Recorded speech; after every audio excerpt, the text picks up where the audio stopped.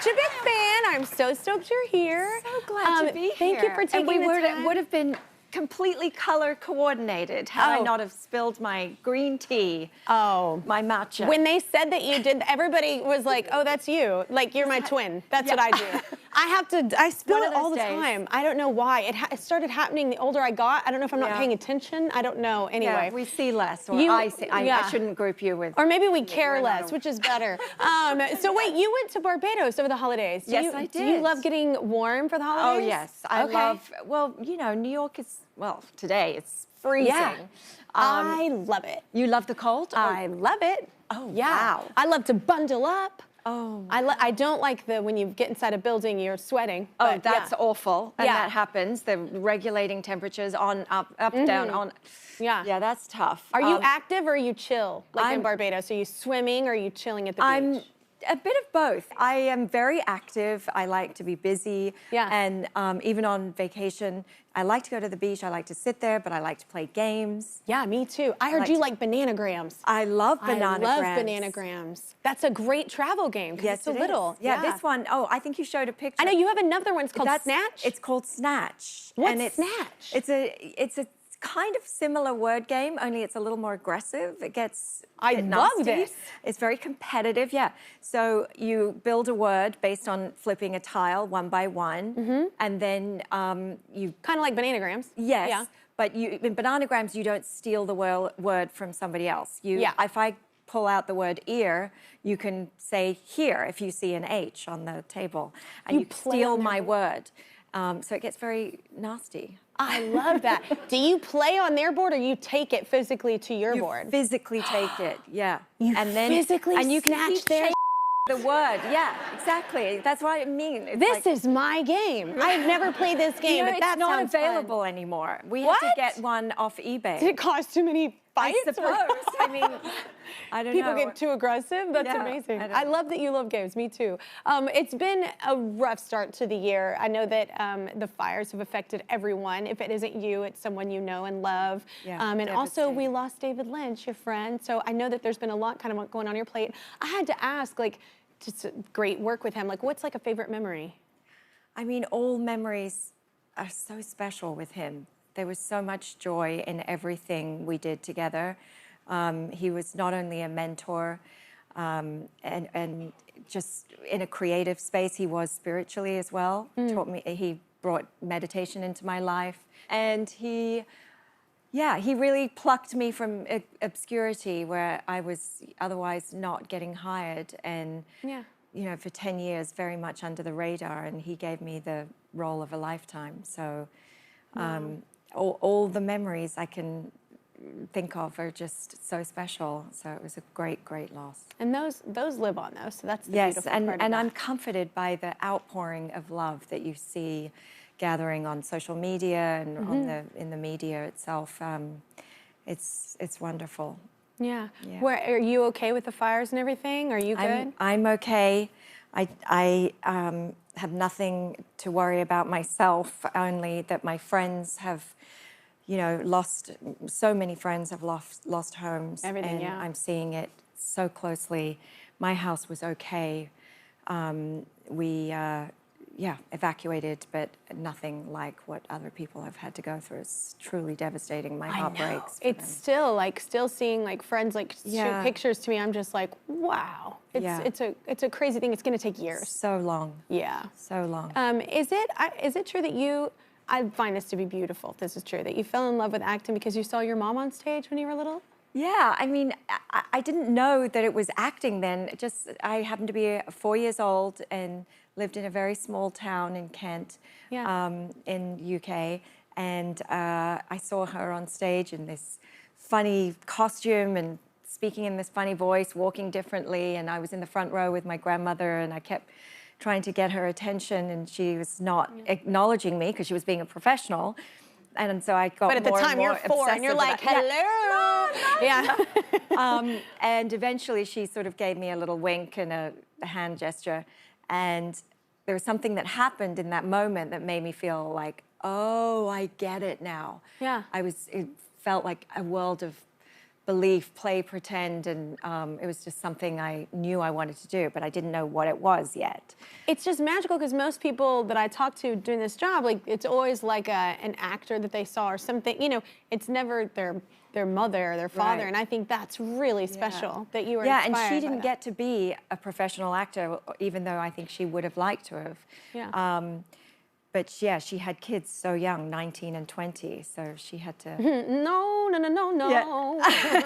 I tell my girl, I'm like, look, I love being a mom, but I think like later in life it has served me very well because you know a lot of young moms out there, which whatever, it happens when it's supposed to happen for you, but I feel like sometimes you lose your identity a little bit because you weren't able to kind of fully become you yet, you know? Yes, I wanted to be a young mom. You did? I did for the longest time, but I was not ready.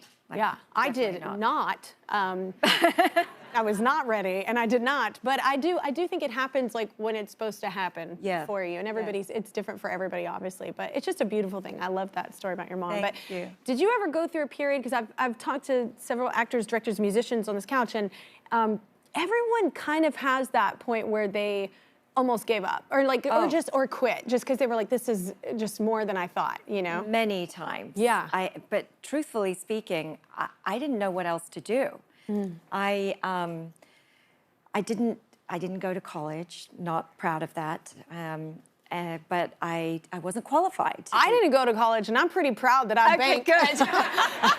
I didn't go to college. I'm not saying you don't have to, but I didn't go to college. But I feel like everyone has a different Their own path. Yeah, that's all right. Yeah, I just, you know, I would do all these auditions, and I just kept flunking, or just in the nick of time, I would get one little tiny thing that, or even something bigger, and that promised to be something, but it never did, and just, it was very demoralizing for a long time, all that rejection for years and years. Hard not to take it personally. Yes, and you're being told you're not funny enough, not sexy enough, you're too old, too intense, too this, too that. You know, the list went on, and, you know, I guess I didn't have any other qualifications, but I think I had deep down enough belief in myself that I knew it would turn into something one day. And I think you've done well. I think you've done really well. And in large part, I have David Lynch to thank for that, because he put me on the map with this extraordinary role. If any of you have seen the film, I play almost two characters who are the absolute opposite of each other. And so it was really a great launching. Yeah, a great way to like stretch yourself and show people what you're capable. It's almost like an audition in the movie. Yeah, that's really smart. All right, we'll need to take a commercial break, everybody, but let's get Monique from our audience to help us out. Hi, Kelly. Hi, Naomi. Naomi, I'm so glad you're talking about menopause. It's something that every woman experiences. We don't talk about it enough. In fact, I'm going through it right now, and often I feel alone. So thank you for showing that I'm not by myself. More with Kelly and Naomi after the break. We are back with Naomi Watts. Give it up, y'all. Her new book is called Dare I Say It? Everything I Wish I Knew About Menopause, and it is out now. So what made you want to write this book right now? Well, I've been wanting to write it, truthfully, for many, many years, but I didn't have the courage. Because people don't talk about it, especially the industry. People don't talk about it, and yes, in this industry, it seemed like an extra taboo topic.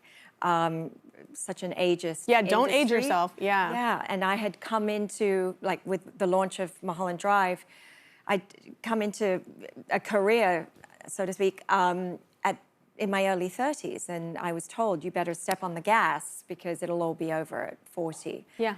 So to then say anything too soon, that would be career suicide. But I was wrong. It turns out that people appreciate this messaging because half of the population will be going through menopause. Yeah. And that's a huge number. Yeah. And we're living much longer. So why shouldn't we be better set up and better supported, have the conversation open so you can have it at home with your family, with your partner, with your friends, and in the workplace too, so that you can, just take agency over this time, not isolate and retreat like I did. I felt very scared, very alone. And I think the reason why I ended up writing the book was because I didn't want anyone else to have that experience. And it was the book I wished I had myself.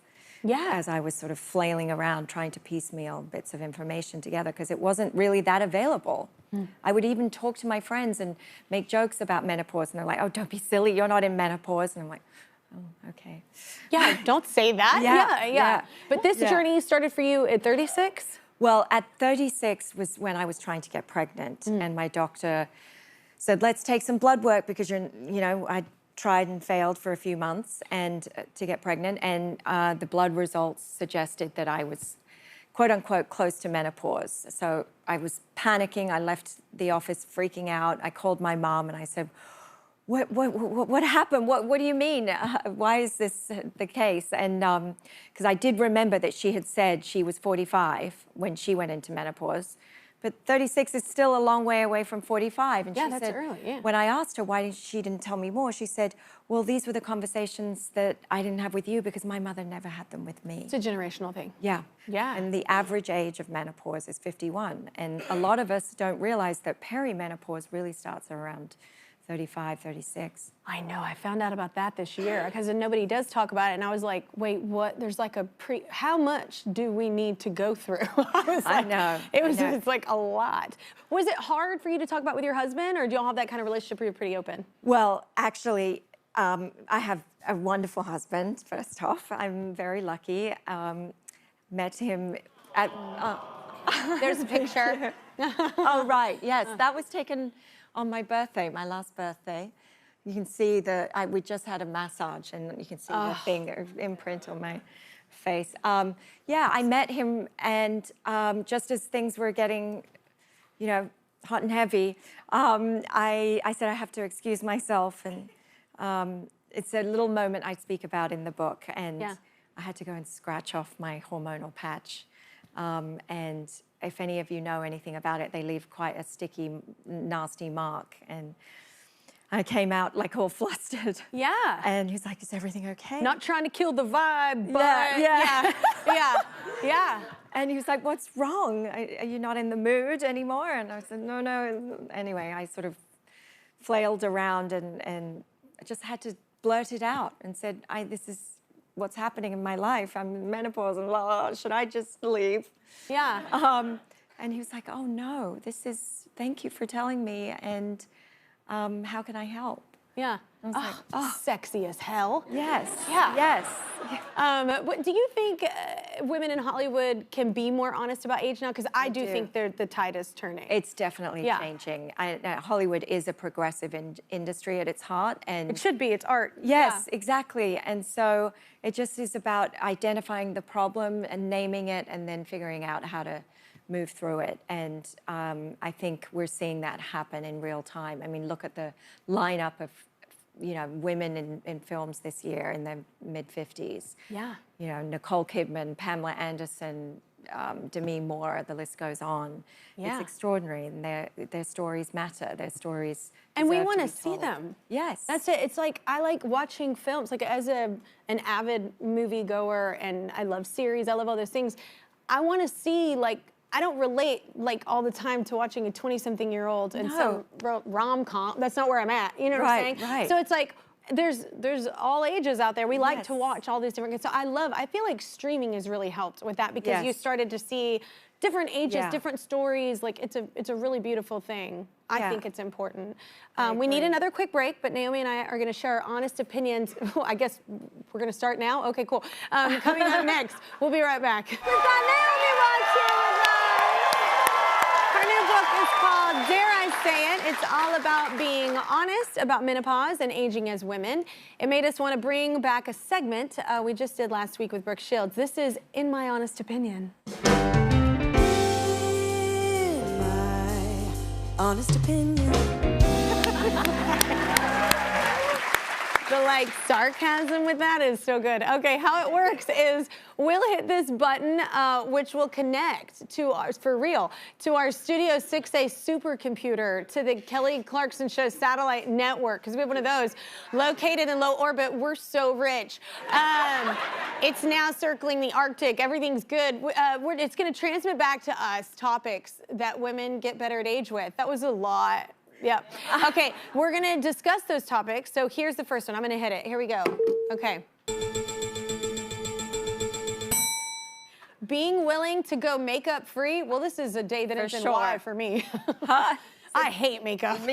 Well, I don't like doing it on my myself. I'm definitely into doing it for these kind of appearances, but yeah, I'm very into just going about my life and not doing anything, letting my skin breathe. I think because of our position too, or if you work and you feel like you have to get makeup to get it done up, I don't even own makeup in my house. Really? Nope. Wow. Someone was like, "Do you have?" No, I don't. I don't. I don't wear it. Like, I go out to dinner, I'm like, I have to wear it for work all the time. Right. And it's already nice like to a have lot. break. Yeah. One thing I do like to do, because especially at my age, is get my eyebrows colored. Okay. Because you need to frame your eyes. Yeah. And definition is good, because you do get them. I think I'm just like a choose your own adventure. Like, when you're looking at my face, what do you think the eyebrows should look like? You know what I'm saying? Like, cool. Make it look like that for you, because I'm not doing any extra work. Here we go.